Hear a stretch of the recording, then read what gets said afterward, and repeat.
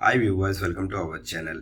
Icon star Allu Arjun గారి హీరోగా సుకుమార్ గారి దర్శకత్వంలో భారీ అంచనాల మధ్య తెరకెక్కిన సినిమా పుష్ప పార్ట్ 2 డిసెంబర్ 5న వరల్డ్ వైడ్ గా ప్రేక్షకుల ముందుకు వచ్చింది. ప్రస్తుతానికి అయితే మాత్రం బాక్స్ ఆఫీస్ దగ్గర 3 రోజుల్ని విజయవంతంగా పూర్తి చేసుకున్న ఈ సినిమా మూడో రోజుకి సంబంధించిన కలెక్షన్ విషయానికి వెళ్తే రెండు తెలుగు రాష్ట్రాలు అలాగే నార్త్ సౌత్ మొత్తం ఇండియా మీద అయితే మాత్రం మంచి కలెక్షన్స్ రాబట్టింది.